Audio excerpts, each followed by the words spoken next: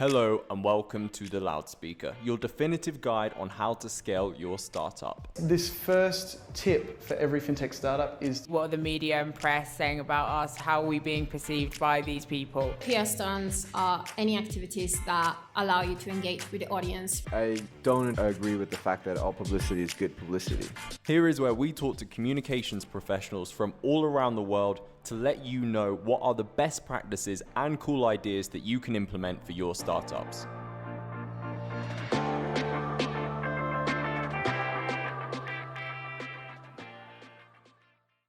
So yeah, Jackie, can you share with our listeners who you are, your role at Acelity? I'm gonna be so nervous about trying to pronounce that. Acelity Marketing, and what the company does, please. I swear, when so it used to be Me Consulting, and when I branded the company Excelity, I heard no one's going to know how to pronounce that, and I was like, well, it's too late because I already named it. So now everyone has to deal with that. You're not alone. By way of introduction, my name is Jackie Hermes. I'm the CEO of Excelity, which is a marketing agency that works with B2B software companies to get to revenue and grow faster. So we're working with some startups, which is really fun, that are pre-revenue and fundraising or have raised up to about 30, 40 million, some private equity owned. So it's a really fun space to be in because things move really quickly. Awesome. And I'm happy to have you on because I think this is something, this is a strange time to be alive because yes, things are not quite, I would say normal. Not that we really have a reference of what normal is anymore, but yeah, things have changed a lot since the pandemic, and essentially we're looking at that on this call today, and this month we're looking at the changing customer environment, and I think marketing is particularly interesting for this. So I'd love to know, how has the pandemic affected the calls you are having with prospects and clients, and have their needs changed at all? Yeah, yes and no. I mean, right when the pandemic started, people were really scared. And so life was a lot different then. People were very hesitant to sign longer term contracts. At that time, we were selling contracts for a minimum of a year. It gave us an opportunity to look at the way that we sell and kind of change to be a little more consumer friendly too. So now our contracts start at 6 months and then they go month to month after that. So that actually has been a benefit because it sped up our sales cycle and allowed us to sell to a little more risk averse crowd. But I mean, other than that, now that we're a year into this, this feels like normal now. I don't think that life is ever really going to go back to exactly the way it was. And therefore, buyers aren't really, at least from our end, buying any different. I don't see them even hardly being scared, which is kind of crazy. It's pretty insane how quickly consumers and just people in general can adapt to something like a pandemic. Yeah, and this definitely does feel like the new normal. I mean, obviously after a year, things, like you said, I don't think there's a better way of describing it. This is the state of normality that we're living in now. But I think that's kind of good in the sense that it's somewhat reassuring to know that we've been in this a year and we've survived a year and things are still going well. So we're still here. But yeah. I also think that some of the changes aren't actually that bad. Like, I know that it's accelerated a lot of technological advancements, especially working from home and like remote working in general. And kind of on that subject, I understand you work with a lot of SaaS startups. Like, since many processes have become digitalized since the start of the pandemic, have you seen a rise in these types of clients, or clients from any other industry for that matter? I have seen more companies being started at this time, which I think is pretty cool. Like the fact that people have not only adapted, but are willing to take the risk. And, you know, some of it is people think it's a good time to take that risk. And then some of it is people are somewhat being forced out of work, or companies have downsized and they are getting creative in how they're solving problems. So I have seen more, just tech companies coming out. it's interesting because the industries that we work in are pretty old and they're kind of just ready for disruption of some kind. So like the insurance industry in the United States is insanely, I mean, entrenched. There are way too many people and different layers involved in it. So bringing technology to an industry like that, it kind of seems like the perfect time. Awesome. And have you worked with many like insurance companies or anything within that industry, I guess? Yeah, a lot of, so my background before I started this marketing agency was actually running marketing at an insurtech company. So we were private equity owned and we had a suite of products that were sold into the insurance industry. So it's a pretty, I mean, it makes sense to be a target market of ours because both myself and then a number of people on my team have that experience. So yeah, insurtech is a big area that we focus in. Awesome. Yeah, I think that's probably one of the best things that can come from unexpected events like the pandemic, where you're forced to change your processes. And like you said, you've managed to speed up the process for those that are potentially risk averse. Am I right? Am I quoting you correctly there? Did you say that? Yeah, I mean, so before signing a year contract and signing a 6-month contract is a totally different ballgame, right? So we were selling contracts that were a minimum of a year, and they were great because it gave us longer to show clients success and make sure that they're really happy in working with us.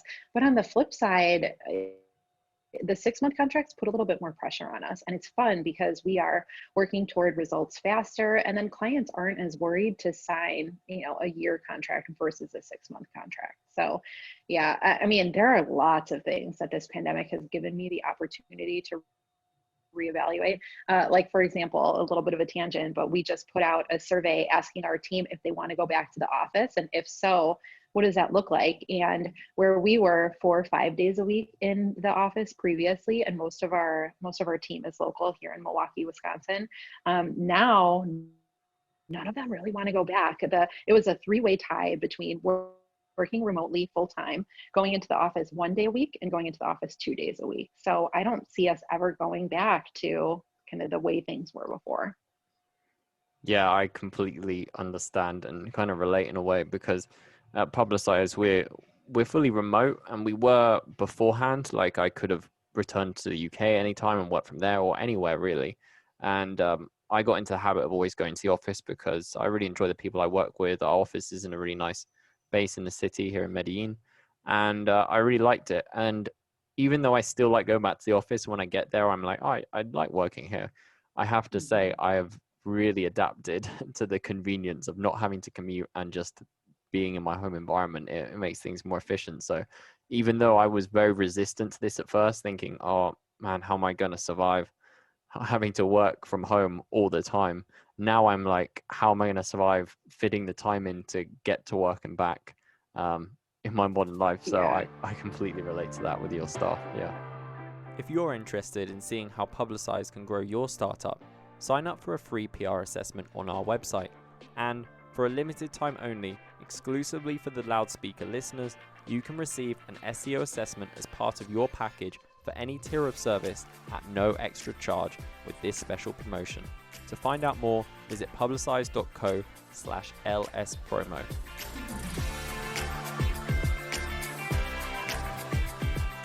I agree. I mean, I have a 12-minute drive from my house to my office and then parking.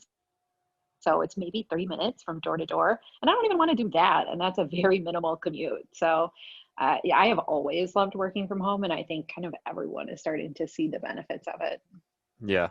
Now, that's kind of like touching on something which I want to go into a little bit more, which is essentially, do you think the changes caused by the pandemic will stay beyond COVID? And I'm talking like not necessarily from a remote work perspective, but potentially in what you've seen from your clients. Like, will you keep your contracts, like the 6 months ones? Do you think you'll keep that? Or are there any other ways that society or how you've adapted to this pandemic will stay beyond COVID?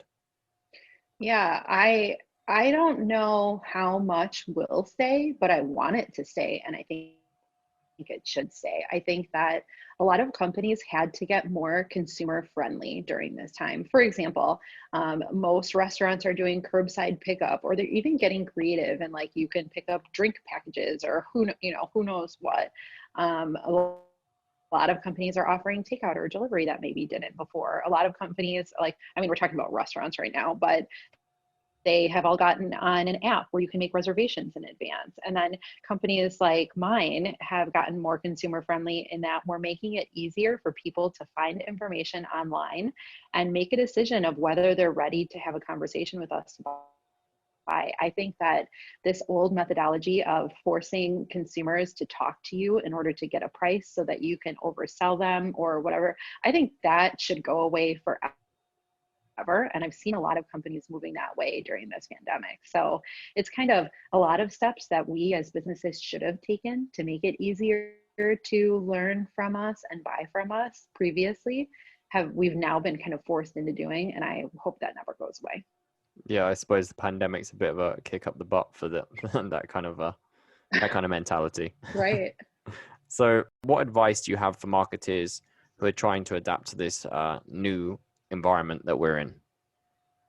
Ooh, I would say my best advice is to really watch everything that's happening and educate yourself. There's this delicate balance between consuming too much information and educating yourself so much that you're not taking action.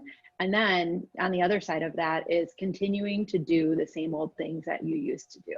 I think, for example, my company has had systems and proven processes that worked really well for our clients for a long time. And now we're in the process of blowing it up because the world is changing and we need to make sure that we are as advanced and on top of trends as we can possibly be, because that's what our clients expect of us. So every marketer, I read that there were 8 billion more emails delivered last year than the year prior. What else can we do besides email marketing? It's still a relatively effective strategy, but we should be looking at and testing other strategies like PR or social. Personal brands are a huge thing that I think a lot of companies are still not investing in that we should be looking at. So don't get stuck, right? Don't get stuck in the old ways and don't be afraid to question the structure of what you're doing. I think that's some good advice. And as the host of a PR podcast, I can honestly say PR, yeah, that's a good way forward. There you go. Yeah. I mean, we are working with Publicize now for maybe 6 months, and man, the placements that we've seen and the traffic that we've been able to drive, it's second to none. And it's often a lot more effective than sending a marketing email. If you're gonna be an email marketer, you have to be top notch these days. So I think it's a really good way that people can look at leveling up their skills as well. I couldn't agree more, and it's great to hear that such kind words.